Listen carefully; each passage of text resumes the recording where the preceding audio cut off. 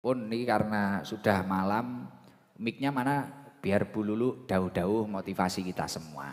Nggih, kita dengarkan sejenak biar Bu Lulu dauh-dauh motivasi kita semua.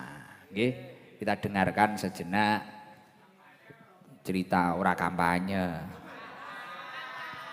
Dieling-eling karena Bu Khofifah waktu kesini tak kasih waktu, Bu Risma kesini tak kasih waktu toh. Sekarang Bu Lulu kesini ya kita hormati beliau, kita kasih waktu ya. Oke, mic-nya mana? Wah kuwi dilung-lung nih gini. Lung nih gini. Lho. Enggak boleh kampanye, seneni karo Bawaslu.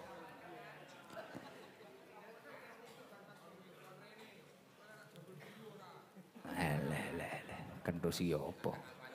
Kowe omah tak encepne ning BP audio ngono. Ndi? Mike kok ora muni kabeh to? Kentosi iso apa ora to? Cik. Nek mikmu elek-elek malah tak jalukne Pak Darmaji lho engko.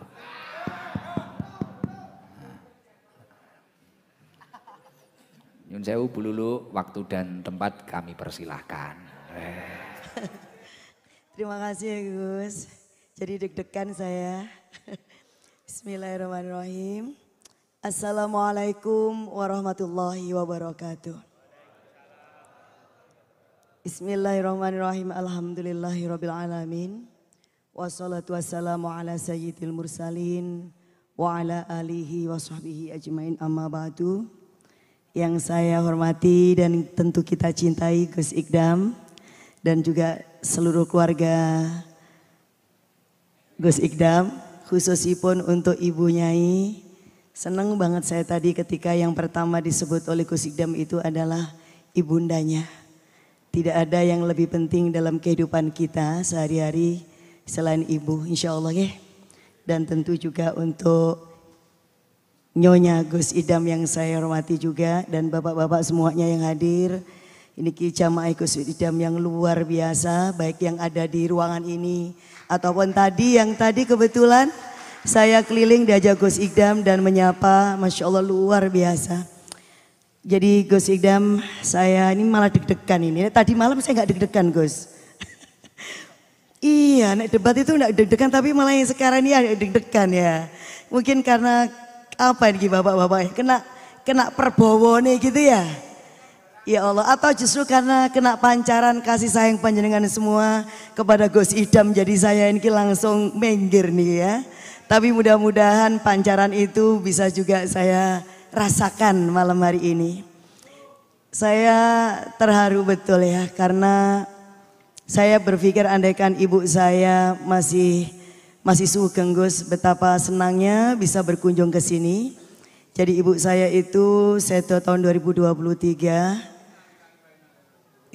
Jadi persis pada saat kami mendaftarkan diri di KPU di Jakarta partai politik dan Ibu Kapundut dan persis saya ada di dalam ruangan KPU dan tidak bisa keluar karena saking berjubelnya orang dan itu situasinya sangat tidak mudah. Tetapi saya ingat ketika Ibu sempat bilang suatu saat kepingin bisa ikut hadir di pengajian panjenengan. Ibu saya sempat kena stroke 2 tahun tetapi alhamdulillah selama masa-masa kondisi itu tidak pernah meninggalkan sholat satu kali pun. Dan dalam kondisi yang kadang lupa atau ingat itu kita terus membimbing Gus. Jadi kita ini kayak sholat double. Untuk apa? Untuk sekedar menjaga agar ibu karena maunya begitu. Jadi saya kadang gantian sama neng saya. Jadi mulai dari niat, mulai kemudian bacaan Fatihah lengkap sholat yang 4 rakaat itu terus kita bacaan sama-sama dan itu yang ibu lakukan dan sampai akhir itu masih zikir ketika Allah mengambil beliaunya. Makanya mudah-mudahan mohon doanya juga nggih Bapak Ibu ya untuk almarhumah ibu saya. Beliau ini luar biasa Gus bagi saya. Jadi ibu saya itu usia 29 tahun janda dengan 4 anak yatim. Jadi termasuk saya. Jadi ayah saya itu lahir tahun 1925. Ayah saya ini seorang pejuang bapak-bapak kiai kampung Gus. Tapi benten kali panjenengan kiai kampung tapi luar biasa. Niki sa Indonesia umat jenengan. Nek bapak saya niku memang kiai kampung tapi memang senang berjuang. Jadi dulu sempat aktif di Partai Masyumi ketika masih Masyumi gabung NU. Tapi ketika Nahdlatul Ulama mendirikan partai sendiri dan NU menjadi partai politik, ayah saya menjadi aktivis partai NU di kala itu. Jadi tahun 55 ya saya udah jadi aktivis partai NU. Dan ketika ada Gestapo 65 ya saya itu menjadi ketua GP Ansor di Kabupaten Jombang. Beliau alumni Lirboyo, Gus. Nggih, alumni Lirboyo, jadi masih kiai pendiri yang pertama Pondok Pesantren Lirboyo. Beliau itu kira-kira satu kelas lah sama Kiai Iskandar ayahnya Caimin. Jadi kenapa itu hubungan kami bisa terpaut ya, karena ternyata dari ayah saya almarhum dan Kiai Iskandar itu satu liting. Jadi lama sekali, adik saya juga 7 tahun di Lirboyo, Gus. Tapi insya Allah tahun depan akan jadi guru besar di Jakarta. Jadi meskipun pondok pesantren Bapak ternyata tidak menghalangi seseorang untuk mencapai satu capaian akademik. Jadi adik saya tidak sekolah SMA karena memilih langsung di pondok pesantren. Tapi habis gitu ikut ujian persamaan dan langsung masuk perguruan tinggi. Dan alhamdulillah lulus S1-nya juga cum laude. Kemudian S2, S3-nya juga di Universitas Indonesia dan insya Allah tahun depan beliau akan jadi guru besar ilmu filologi. Ini salah satu cabang ilmu yang agak sulit. Karena gak banyak dari orang-orang Indonesia yang menekunin ini, Gus. Rata-rata niki wong bule, Gus. Karena yang mengkaji manuskrip, jadi manuskrip naskah-naskah kuno gitu. Jadi salah satu penelitian dia harus cari bahan itu sampai ke Belanda. Jadi naskah-naskah kita yang luar biasa itu yang menyimpan itu malah justru dari luar negeri. Nah kembali ke Ibu, saya cuman terharu kenapa? Karena Bapak-bapak, kenapa di dalam beberapa kali saya pertemuan Gus ya, saya selalu bilang bahwa tujuannya Mbak Lulu itu antara lain untuk memastikan anak-anak yatim itu semuanya bisa punya mimpi, semuanya bisa tuntas sekolah. Saya tidak kampanye, tidak, karena hanya belajar dan mengingat kisah hidup saya. Kemudian saya juga berkali-kali bilang, termasuk sampai tadi malam, yang menjadi tugas negara, kemudian juga pemerintah, karena ini adalah tugas konstitusional dan juga tugas keagamaan adalah kita merawat para janda. Dan janda itu tidak semuanya yang janda lansia, Pak. Termasuk yang janda nom-nom itu harus kita urus, Gus. Lah, loh gitu. Pon mas mengoten Gus. Loh nggih, Pak. Soalnya napa kula niku kemutan ibu kula niku yang umure 29 tahun. Ketika anaknya itu 4 yatim, betapa susahnya. Ya, betapa susahnya ketika janda dengan punya anak yatim 4.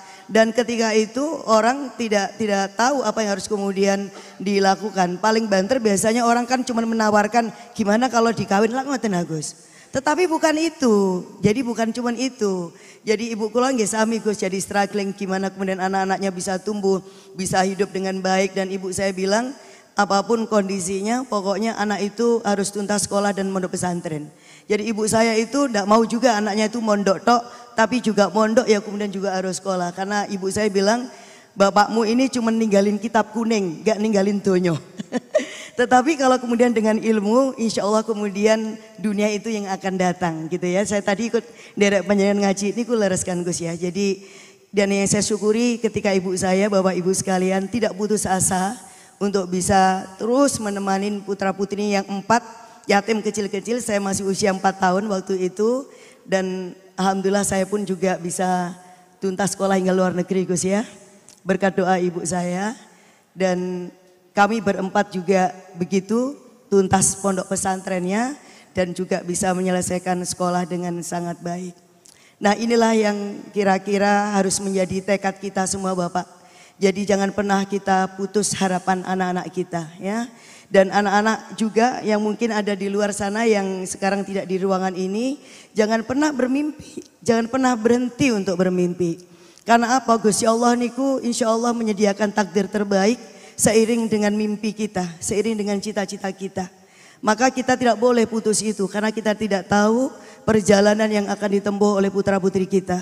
Mungkin ketika kecil saya juga nggak tahu bahwa satu hari akan menjadi anggota DPR RI. Ya, kemudian saya juga belum tahu bahwa satu hari ternyata seperti ini menjadi calon gubernur, tidak tahu.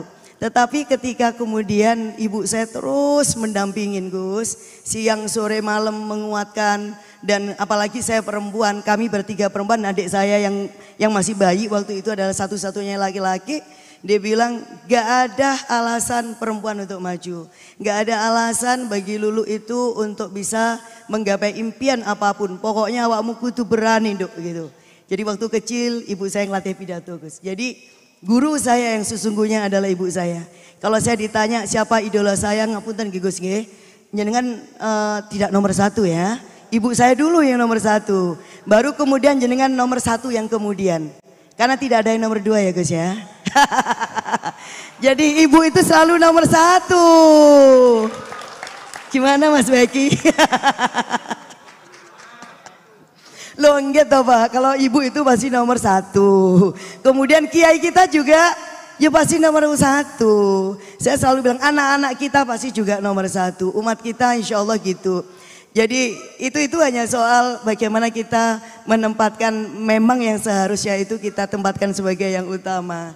Nah bapak-bapak, jadi kembali ke situ, saya bersyukur sekali, saya setuju. Saya tadi terenyuh ketika penjenengan nyebut ibu dan saya jumpa sama ibu Nyai. Karena saya langsung Masya Allah keingatan ibu. Karena baru setahun baru setahun. Dan iya gak kampanye, ojo kampanye. Nah ketika ibu saya itu bilang gini Gus, ketika saya jadi DPR, itu di kantor saya setelah pelantikan ibu saya itu bilang gini, Nduk, ibu itu ridho kamu itu jadi DPR selama kamu tidak korupsi. Coba, Nduk, ibu itu ridho kamu itu di jalur politik selama kamu itu benar-benar mengabdi untuk umat, untuk Nahdlatul Ulama dan untuk kemanusiaan. Itu adalah kata-kata ibu saya dari dulu Bapak.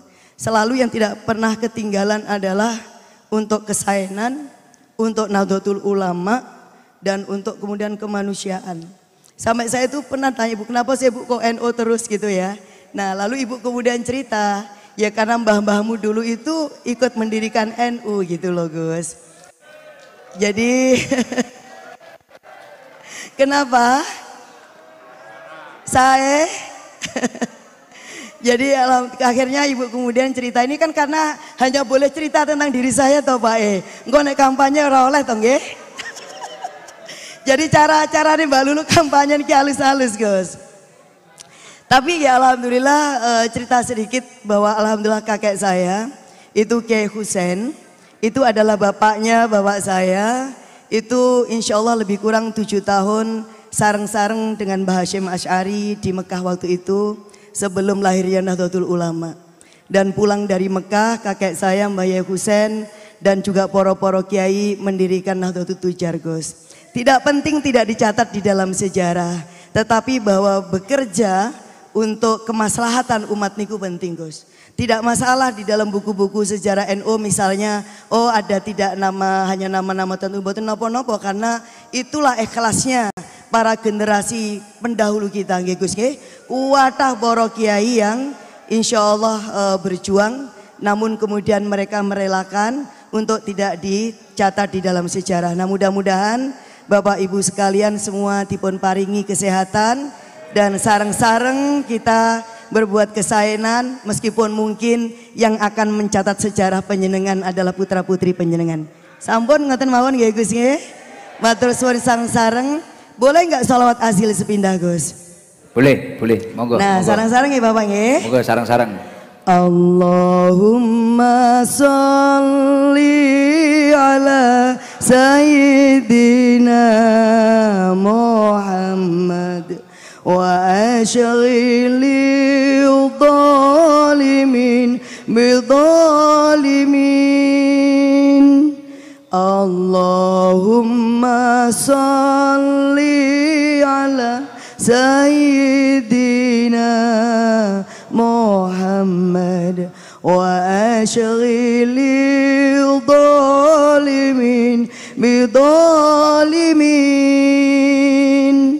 wa akhrijna min bainihim salimin ya Allah. alihi wa sahbihi ajmain. Matur suwun nggih Gus Ikdam nggih atas semua kebaikan panjenengan waktunya. Sami-sami. Kita doakan Gus Idam sehat terus nggih Bapak Ibu. Amin. Kita doakan Gus Idam terus menjadi pembimbing kita.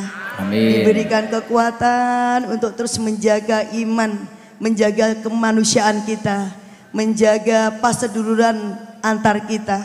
Bahkan umatnya, jamaahnya beliau bukan hanya muslim, tetapi juga semua umat yang ada di Indonesia ini. Beliau adalah berkah untuk kita semuanya.